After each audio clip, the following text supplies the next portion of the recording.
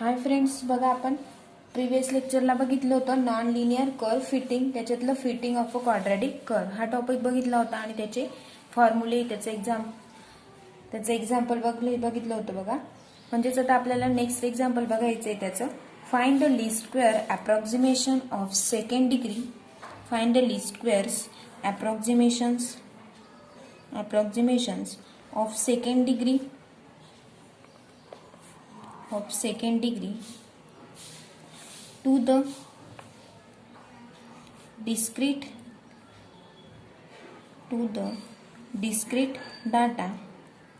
त्याच्यातलं बघा आपल्याला x ची व्हॅल्यू दिलेली आहे, x and y is equal to F of X या व्हॅल्यू दिलेल्या आहेत बघा. दोन x च्या व्हॅल्यू दिलेल्या आहेत -2, -1, 0, 1 अँड 2.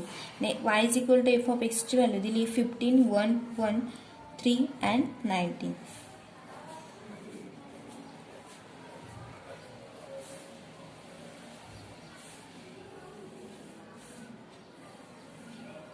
बघा मग नेक्स्ट आता आपल्याला याचं सोल्युशन बघायचं आहे. Solution. The second degree approximation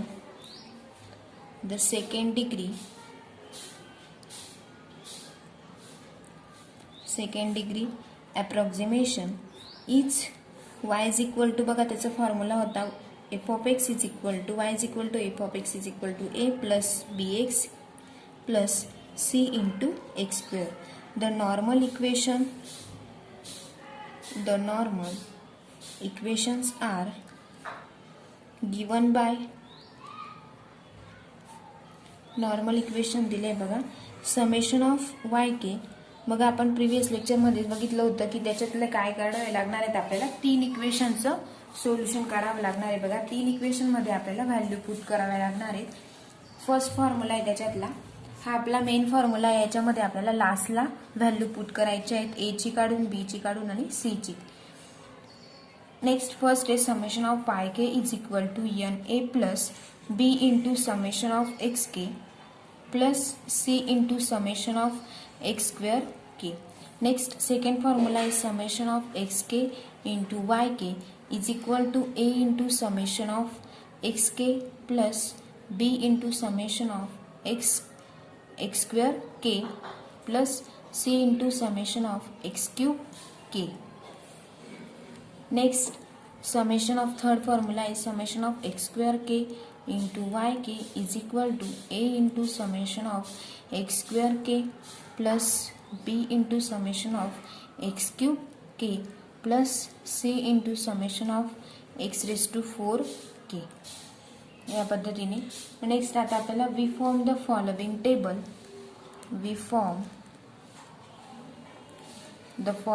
table.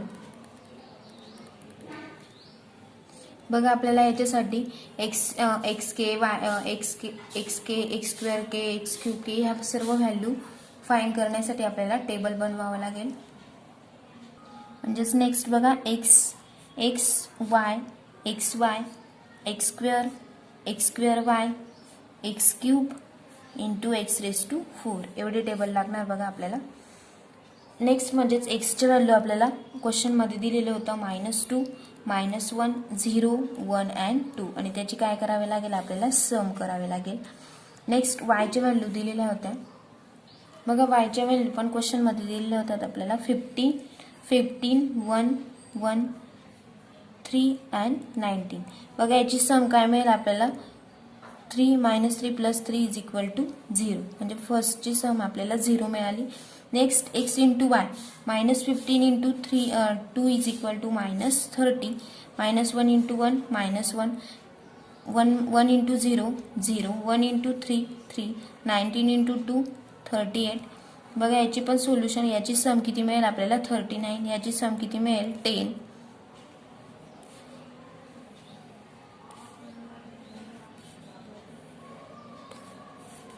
म्हणजेच is equal to X square. म्हणजे याचा स्क्वेअर करायचा आहे. 2 स्क्वेअर इज इक्वल टू, बघा स्क्वेअर नेहमी पॉझिटिव्ह असतो. 1 स्क्वेअर इज इक्वल टू 1, 0 स्क्वेअरचा 0, 1 square 1 and 2 square is equal to 4. याची समेशन बघा आपल्याला किती मिळेल 4 + 4 8 + 2 10.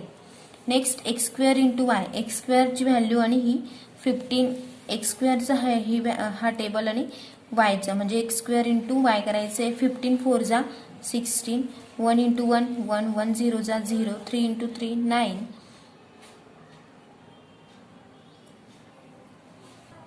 सॉरी 3 इंटू 1 3 1 जा 3. Next 19 into 4 is equal to 76 म्हणजेच व्हॅल्यू मिळाला 60 1 0 3 अँड 76. याची समेशन किती मिळेल 140. नेक्स्ट एक्स क्यूब काढायचा आहे बघा. X cube is equal to म्हणजेच 2 cube is equal to -8, -1 cube 1, 0 cube 0, 1 cube 1 and 2 cube is equal to 8. याचं पण काय मिळेल -8 + 8 गेट 0. हा काय येईल -1 square -1 and -1 + 1 gate 0. Next x⁴ म्हणजेच 2⁴ is equal to -16, 1⁴ is equal to 1, 0 0च मिळेल, 1⁴ is equal to 1 and 2⁴ is equal to 16 म्हणजेच किती मिळेल बघा आपल्याला 34.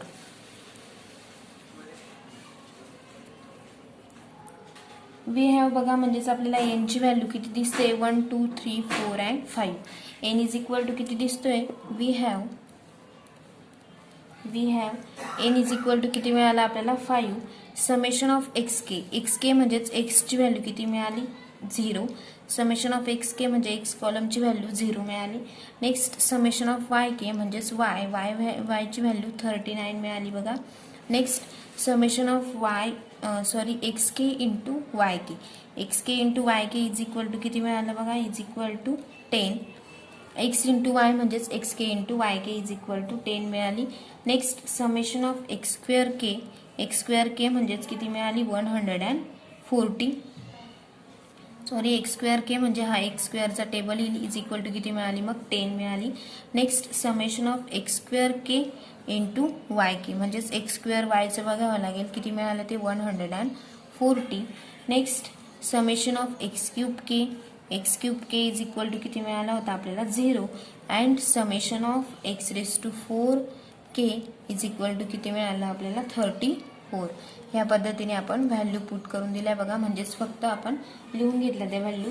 आता आपल्याला काय करायचं आहे ते इक्वेशन आपण 3 इक्वेशन्स लिहिले होते त्याच्यामध्ये काय करायचं ह्या व्हॅल्यू पुट करून द्यायच्या. म्हणजेच दॅट इज बघा एनची व्हॅल्यू किती घेतली आपण 5a plus 0b plus 10c is equal to किती मिळालं होतं 39. Next 0a plus 10b plus 0c is equal to किती मिळालं 10. Next 10a plus 0b plus 34c is equal to किती मिळालं 140. ह्या पद्धतीने आपण ह्या व्हॅल्यू पुट करून दिल्या बघा. जर हे आपण इक्वेशन सॉल्व्ह केले जसं आपण प्रिव्हियस लेक्चरमध्ये लीस्ट स्क्वेअरला फाइंड केले होते त्या पद्धतीने जर आपण हे इक्वेशन सॉल्व्ह केले तर आपल्याला ए ची व्हॅल्यू मिळणार आहे बघा. Solving these equations we get ए ची व्हॅल्यू काय मिळेल मग ए इज इक्वल टू काय मिळाली -37 डिवायडेड बाय 35. नेक्स्ट बी ची काय मिळाली B is equal to 1 and C is equal to किती मिळाली 155 डिवायडेड बाय 35 म्हणजेच इज इक्वल टू किती मिळेल 31 डिवायडेड बाय 7 जर आपण त्याचा सिम्पलेस्ट फॉर्म केला तर. नेक्स्ट म्हणजेच therefore a least squares parabolic approximations to the data is बघा तो मेन फॉर्म्युला काय मग त्याच्यामध्ये आपल्याला व्हॅल्यू पुट करायची आहे. y इज इक्वल टू काय फॉर्म्युला जातो y is equal to a plus bx plus c into X square म्हणजेच इज इक्वल टू बघा ए ची व्हॅल्यू काय मिळाली होती. आता आपल्याला प्रत्येक याच्यामध्ये ए मध्ये पण बी मध्ये ए मध्ये पण आणि सी मध्ये पण काय दिसतोय 35 डिनॉमिनेटर काय दिसतोय कॉमन दिसतोय. मग काय केलं आपण 1/35 ब्रॅकेटच्या बाहेर काढून घेतला. ए मध्ये किती शिल्लक राहिला -37 प्लस बीचं तर काही हे नाही राहणार. नेक्स्ट म्हणजेच बी म्हणजे 1 म्हणजेच 1 × 35 is equal to 35 X plus हा 155 एक्सचा स्क्वेअर. म्हणजेच आपण बघा सी इंटू एक्स स्क्वेअर म्हणजेच आपण जर सोल्युशन इक्वेशनमध्ये जर व्हॅल्यू पुट केली तर आपल्याला सोल्युशन मिळणार आहे बघा 1/35 इंटू -37 प्लस 35 एक्स प्लस 155 एक्सचा स्क्वेअर. हे काय मिळालं, त्याचं सोल्युशन मिळालं. आता नेक्स्ट एक्झाम्पल बघूया. नेक्स्ट एक्झाम्पल आहे बघा, fit a parabola of second, fit a parabola of second degree of the following data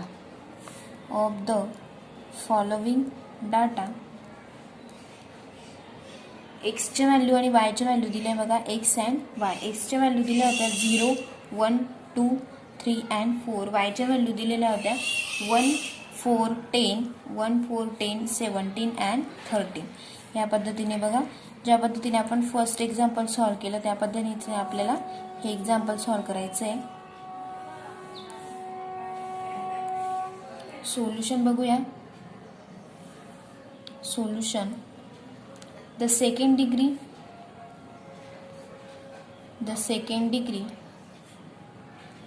approximation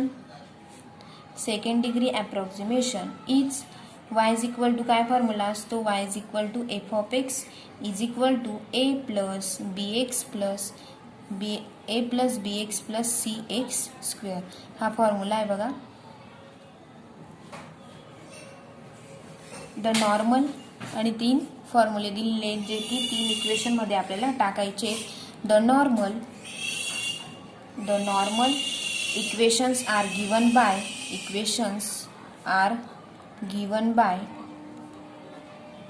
first formula is summation of yk is equal to na plus b into summation of xk plus c into summation of x square k. Next, second formula is summation of xk into yk is equal to a into summation of xk plus b into summation of x square k plus c into summation of x cube k. म्हणजेच next summation of x square k into yk is equal to a into summation of x square k plus b into summation of x cube k plus c into summation of x raised to 4 k. Next बघा, we form the following table.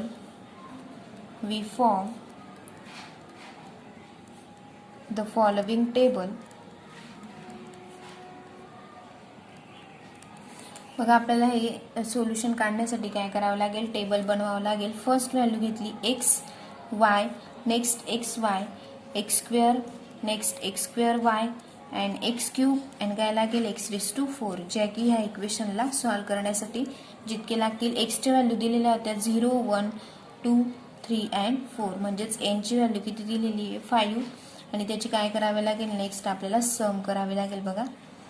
Some x च्या value दिलेल्या होत्या, y च्या पण आपल्याला question मध्ये दिल्या होत्या 1 4 10 17 30. याची बघा, याची जर सम केली तर आपल्याला किती मिळणार आहे 10. सेकंड y ची समेशन किती मिळेल आपल्याला 62. नेक्स्ट x इंटू y म्हणजे 0 इंटू 1 इज इक्वल टू 0 1 4 1 जा 4 2 10 जा 20 17 3 जा 51 अँड 120. याची समेशन किती मिळेल आपल्याला 195. नेक्स्ट x स्क्वेअर म्हणजे 0 square is equal to 0 1 square 1 2 square 4 3 square 9 4 square 16. याची समेशन किती मिळेल आपल्याला 30. Next x square into y म्हणजे x square into y, x square into y 1 0 जा 0 4 14 10 4 जा 14. नेक्स्ट 153. नेक्स्ट 480 आणि त्याची समेशन किती मिळेल बघा 677. Next x cube 0 cube is equal to 0 1 cube 1 2 cube is equal to 8 3 cube 27 and 4 cube is equal to 64. बघा, याची समेशन किती मिळेल आपल्याला 100. Next x raise to 4 0 raise to 4 0 1 raise to 4 1 2 raise to 4 16 3 raise to 4 81 and 4 raise to 4 is equal to 256. याची सम किती मिळेल आपल्याला 354 मिळेल बघा. म्हणजेच देअरफॉर वी हॅव एनची व्हॅल्यू किती घेतली आपण, we have N is equal to काय घेतलेलं आहे आपण, N is equal to 5 1 2 3 4 and 5. N is equal to 5. Summation of X K किती मिळाला आपल्याला, एक्स के म्हणजे एक्सची व्हॅल्यू 10 मिळाली. Next summation of Y K म्हणजे वायची व्हॅल्यू मिळाली आपल्याला 62. सेकंड कॉलम आपण कॉलम वाईजच घेतो बघा, 1 2 3 4 ह्या पद्धतीने. Next summation of X K into Y K म्हणजेच एक्स वायचा कॉलम बघायचा बघा. एक्स वायचा कॉलममध्ये किती मिळालं 195. Next summation of X square K is equal to किती मिळालं 30. Next summation of X square K into Y K म्हणजेच is equal to X square वायचा कॉलम बघायचा आहे, त्याची व्हॅल्यू आपल्याला मिळाली 677. Next summation of X cube K is equal to किती मिळालं 100 and summation of X raise to 4k is equal to किती मिळेल 354. या पद्धतीने आपण व्हॅल्यू लिहून घेतल्या. आता आपल्याला या फॉर्म्युल्यामध्ये पुट करायचे आहेत, जे की हे 3 फॉर्म्युले आपण लिहिलेले आहेत बघा, त्याच्यामध्ये आपल्याला ह्या व्हॅल्यू आता पुट करायच्या आहेत.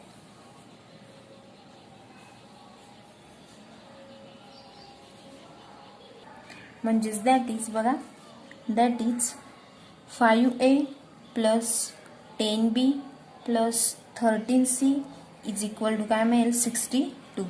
सेकंड होतं बघा 10a plus 30b plus 100c is equal to 195.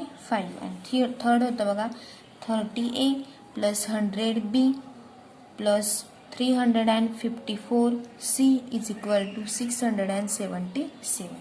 या व्हॅल्यू तिघं याच्यामध्ये सेवन केला. आपल्याला काय फाइंड करायचे, ए ची व्हॅल्यू, बी ची व्हॅल्यू आणि सी ची व्हॅल्यू. ज्या पद्धतीने मग जर आपण सॉल्विंग दिस इक्वेशन, हे जर इक्वेशन सॉल्व केले, solving these equations we get